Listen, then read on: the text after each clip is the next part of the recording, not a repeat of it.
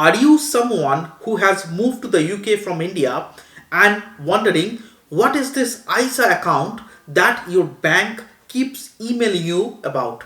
In this video, I am going to share with you how I started my ISA portfolio as an Indian living in the UK and how can you also invest in the ISA account as an non-resident Indian.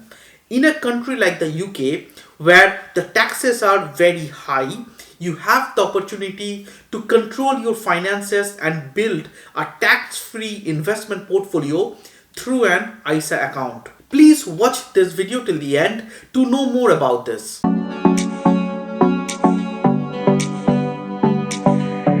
Hello and welcome to my YouTube channel. My name is Suman and I am an Indian doctor working in the UK.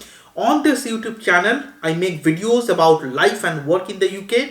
As a disclaimer for this video, I am not a financial expert and whatever information that I'm going to share in this video should not be considered financial advice. Please get in touch with a qualified financial advisor if you need personalized guidance. Friends, when I moved to the UK in 2015, I was not quite sure about how long I will be staying here and I prefer to transfer most of my savings to my Indian bank account and invest the money in India. Every year around February to April time, I used to see lots of advertisement of ISA account everywhere in the print and the digital media. If you are not sure what is an ISA account, let me give you a quick overview. An ISA stands for Individual Savings Account and it's a tax-free way to invest and save your money in the UK. The maximum limit of the money that you can deposit in an ISA account in a financial year is fixed by the government. For the current financial year, the amount is £20,000. However, this might change in the future. There are three types of ISA: cash ISA, stocks and shares ISA, and innovative finance ISA. I have a detailed video explaining different types of ISA account. Please check out the video. I will provide the link in the description box below. In those days, I had some experience of equity investing in Indian markets and I was happy to continue doing that through my NRI and NRO bank account. I thought, what's the point of investing in the UK? I already understand how the Indian mutual fund industry works and I can put my money through the SIP route that I was doing even before coming to the UK. But I was wrong. It took me around 2 years to realize and understand the benefits of investing in an ISA account. There are four main reasons why you should consider investing in UK ISA account as a NRI customer. The first and most important advantage is tax benefit. UK ISAs offer tax-free investment growth and withdrawals, while the Indian mutual funds are subject to taxes on capital gains as well as the dividend. Also, as an NRI, you are taxed 30% on your NRO account interest. So you lose a lot of money by paying tax to the Indian government. The second advantage of UK ISA account is access to international markets. ISAs provide access to a wider range of investments, including international markets like US, China, Japan, emerging market economies, and many more, which may not be readily available through the Indian mutual funds. Nowadays, you have apps that allow Indian investors to invest in US, but back in 2016-2017, I was not aware of any such options. By the way, you can also invest in Indian markets or Sensex through your ISA account. The third advantage of investing in UK is strong regulatory environment around financial services. The UK has a well-established regulatory system for financial markets, providing added security for investors. And the fourth advantage is diversification. ISAs allow for greater diversification of your investment as you can invest in a wider range of asset classes and investment products And all of this is tax free. The fifth advantage of UK ISA is that if you are transferring your money to India by using whatever means, you will be losing some money as a remittance charge or due to fluctuations of GBP to INR rates. Also, if pound to INR exchange rates become very strong, then you lose a lot of money if you're investing your income in India. Because of this, it makes sense to keep some of your savings as British pounds. Ultimately, the better option will depend on your personal financial goals, risk tolerance, and investment strategy.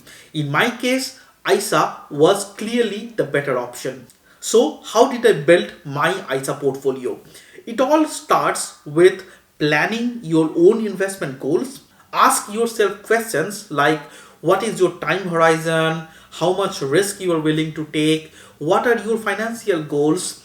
All these questions will help you determine the type of investments that are suitable for you. As an NRI, there is always a possibility to return back to India or go to some other country after a few years.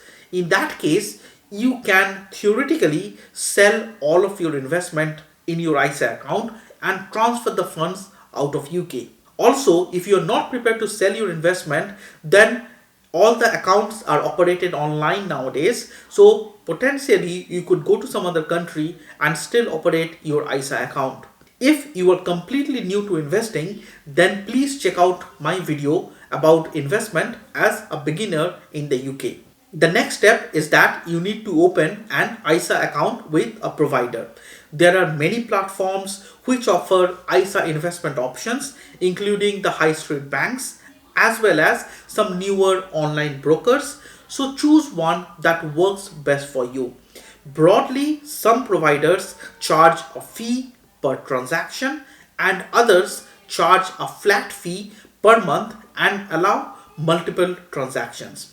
Choose a platform based on their charges and commissions as well as the availability of different investment options based on your requirement. You can also have ISA accounts with more than one provider. In my case, my main ISA account is with AJ Bell EU Invest. I also have some ETF portfolio which is with Invest Engine. Once you have an ISA account, you can allocate your funds. Then you have to decide how much money you want to invest. To find out how much you should invest, a simple rule here is 50-30-20 rule, where you spend 50% of your income on your needs, 30% on your wants, and 20% on your investment. Out of various options, I like to invest in a mix of index funds or ETFs, investment trust, and some actively managed funds, and only a few direct shares. As a basic rule of investing, it's also important to diversify your portfolio. Don't put all your eggs in one basket, so to speak. I do this by investing predominantly in index funds where I can invest in all of the major companies of a particular country. For example, S&P 500 of US, where I can invest in the top 500 companies of US. Similarly, in UK, you have the option of investing in the FTSE 100, which includes the top 100 companies of the UK. Finally, you need to monitor and rebalance your portfolio regularly. If your asset allocations become too heavily skewed in one direction, consider rebalancing.